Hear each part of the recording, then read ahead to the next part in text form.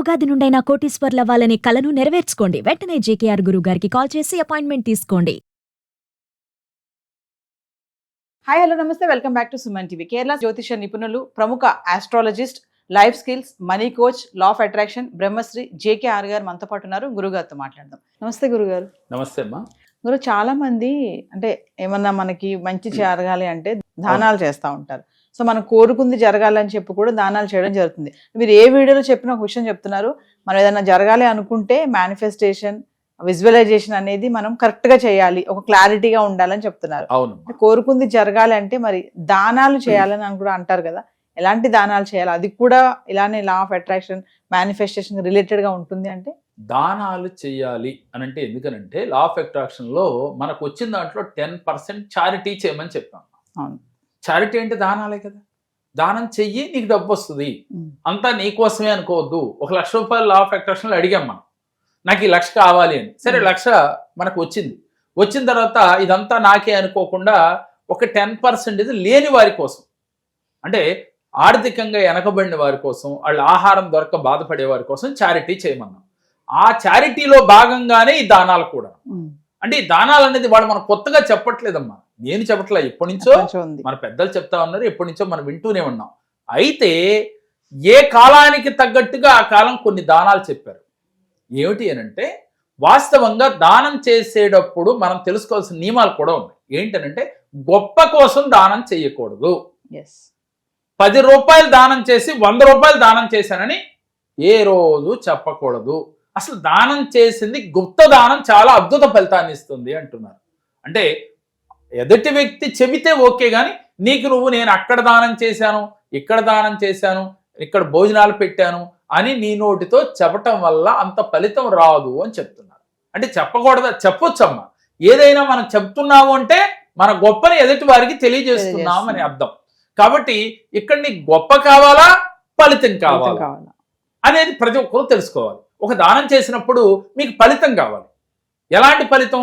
వాస్తవంగా ఫలితం ఆశించి కూడా చేయకూడదు అంటున్నారు మన శాస్త్రాలు. ఎందుకని? నువ్వు దానం చెయ్యాలి, నీకు భగవంతుడు ఇచ్చాడు కాబట్టి నువ్వు లేనివాడికి దానం చెయ్యి, నీకు భగవంతుడు ఇస్తాడు. ఉండవాడు లేనివాడికి దానం చేస్తే ఉండవాడికి భగవంతుడు దానంగా ఇస్తాడు. అంటే ఇంక దానికి నువ్వు ఎంత దానం చేస్తావో దానికి 10 రెట్లు భగవంతుడు మనకిస్తాడు. అందుకని మీరు చేయవలసింది ఏమిటి అని అంటే, సహజంగా మనకి వర్షాకాలం వచ్చిందనుకోరా, గొడుగులు దానం ఇస్తే చాలా అద్భుత ఫలితాలు వస్తాయి. మరి ఎవరికి దానం ఇవ్వాలి? ఈ దానం చేసేది కూడా అంటే అపాత్ర దానము అంటారు. అంటే ఎవరైతే దాన్ని యూజ్ చేసుకుంటారో వారికి ఇస్తే ఉపయోగం. ఈ బొండవాడికి ఇస్తే ఏంటి ఉపయోగం? గొప్ప కోసం. కాబట్టి మనం ఎవరికైతే అవసరమో అవసరాన్ని తెలుసుకుని మీరు దానం చేస్తే వెంటనే ఫలితం మీకు వచ్చింది. అంటే డబ్బులు ఉన్న వాళ్ళు దానాలు చేస్తే అది గొప్ప, అది కాదంటారు, దానివల్ల ఏం ఫలితాలు రావా? డబ్బులు ఉన్నవాళ్ళు దానం కాదమ్మా, డబ్బులు ఉన్న వాళ్ళకి దానం చేయవలసిన అవసరం లేదు. ఇప్పుడు నాకు దానం చేయాల్సిన అవసరం లేదు కదా. ఇప్పుడు నాకు డబ్బు ఉంది, నాకు ఎవరో వచ్చి గురువు గారు అంటే వాళ్ళు భక్తితో గౌరవంగా బహుమతిగా ఇస్తున్నారు. కానీ దానము వేరు, బహుమతి వేరు. దీంట్లో రకాలు. దానం చేయటం వేరు, బహుమతి ఇవ్వటం వేరు. అంటే బహుమతి ఏంటంటే గురువు గారికి కృతజ్ఞతగా బహుమతి ఇస్తున్నారు, ఇది వేరు. కానీ దానం అనేది మాత్రం లేని వారికి, అవసరం ఉన్నోడికి. ఉదాహరణకి ఆకలేసినప్పుడు అన్నం పెట్టామమ్మా, పెడితే వారి ఆత్మ దీవిస్తుంది. ఒక వర్షంలో ఉన్నవాడికి ఒక గొడుగు ఇచ్చావు, అడికి అవసరానికి తడిసిపోతూ ఉన్నాడు, బట్టలు తడిసిపోతూ ఉన్నాయి, ఆ గొడుగు ఇచ్చావు, ఇస్తే వాడు మనసు ఆనందపడుతుంది, వాడు ఆత్మ దీవిస్తుంది. ఎందుకని? ఆత్మే పరమాత్మ అని చెప్తున్నాం, అందరిలోనూ భగవంతుడు ఉన్నాడు అని చెప్తున్నాం. ఈ కులం ఆ కులంతో పని లేదు, నాలో మీలో అందరిలో కూడా భగవంతుడు ఉన్నాడు. అందరిలో పంచభూతాలు ఉన్నాయి, ప్రకృతిలో ఉన్నాయి, నాలో ఉన్నాయి, మీలో ఉన్నాయి అని చెప్తున్నాము. కాబట్టి నిరంతరం మనం పంచభూతాలతో కనెక్ట్ అవ్వాలి అంటే దాన గుణం ఉండాలి. ఆ దానం చేసేది కూడా ఎరుకతో చేయాలి. అలాగే వర్షాకాలం గొడుగులు దానం ఇవ్వాలి, చలికాలం రగ్గులు దానం చేయాలి. ఎవరికి చేయాలి అనంటే అనాథ శరణాలయంలో చేయొచ్చు, లేదు ప్లాట్ఫామ్ మీద వాళ్ళు చలికి బొనికిపోతూ ఉంటారు, వారిని ఎతికి మీ స్వహస్తాలతో గనక వెళ్ళి దానం చేస్తే ఇంకా అద్భుత ఫలితం ఉంటుంది. లేదు ఏదైనా చారిటబుల్ ట్రస్ట్లకి మీరు పంపించైనా చేయొచ్చు. ఇలా చేయటం వల్ల మీకు తొందరగా ఫలితం వస్తుంది. మనం ఏదో ఒక దానం చేశాము అంటే ఏంటంటే మన ధనార్జనలో కొన్ని తప్పు ఒప్పులు ఉంటాయి కాబట్టి అవన్నీ కూడా తొలగిపోవటానికి మనం దానం చేస్తుంటారు కొంతమంది నాకు వచ్చిన దాంట్లో ఒక 10% లేని వారి కోసమే అని ఒక రూల్ పెట్టుకుంటారు, ఒక లా ఏర్పాటు చేసుకుంటారు. అలా గనక లా ఆఫ్ అట్రాక్షన్ ప్రకారం వాళ్ళు నిర్ణయించుకుని చేస్తే ఇంకా రెట్టింపు ధనం వస్తుందమ్మా. వేసవి కాలం మరి ఏం చేయాలి? చెప్పులు దానంగా ఇవ్వాలి, మంచినీటిని దానంగా చేయాలి, అంటే చలివేంద్రాలు ఏర్పాటు చేయాలి. ఇలా ఎవరైతే సీజనల్ గా అంటే వేసవకాలం ఒక రకంగా, వర్షాకాలం ఒకటి, చలికాలం ఒకటి, అంటే ఏది అవసరమో అది గుర్తించి మనం దానం చేయటం వల్ల మనకి ఫలితం శీఘ్రమే వస్తుందమ్మా. ఎవరో ఒక సద్బ్రాహ్మణుడు వారు బాగా లేని కుటుంబంలో పుట్టారనుకోరా, వారికి గనక మీరు వాళ్ళ అవసరానికి డబ్బు రూపంలో అయినా ఇవ్వచ్చు, లేక ధాన్యం ఇవ్వచ్చు, ఆవిడకి ఏది అవసరమో తెలుసుకుని ఇవ్వటం వల్ల కూడా మంచి ఫలితాలు వస్తాయి.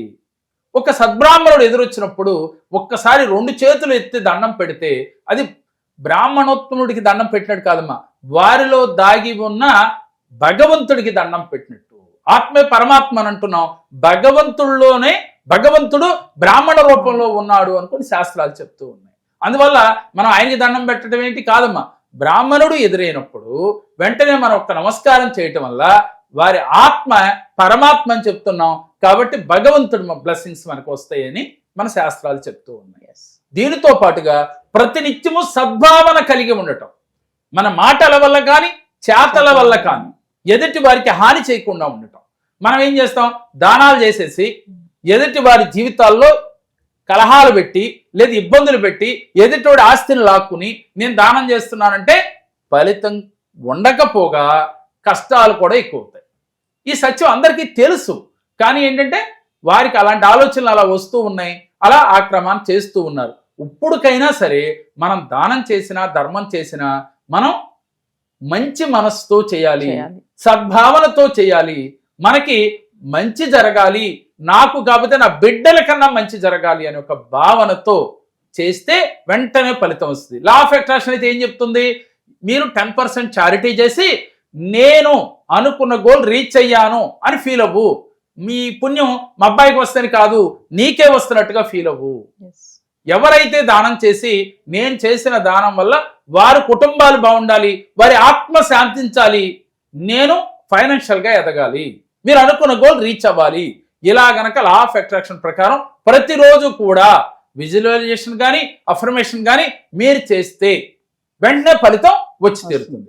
అందుకనే ప్రతి ఒక్కరూ కూడా వచ్చిన దాంట్లో 10% చారిటీ చేయండి.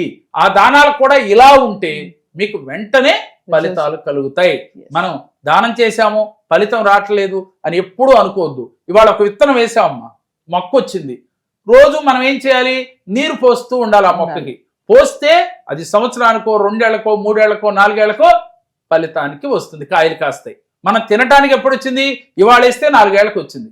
అదేవిధంగా మీరు సంకల్పం ఇవాళ తీసుకున్నారు, రేపే రాలేదని భయపడకుండా టెన్షన్ పడకుండా మీరు చేస్తూ పొండి, ఆటోమేటిక్గా ఫలాలు ఒకటిగా రావమ్మా, గుంపులుగా వస్తాయి. అంటే చెట్టు నిండా ఫలాలు కాస్తాయి.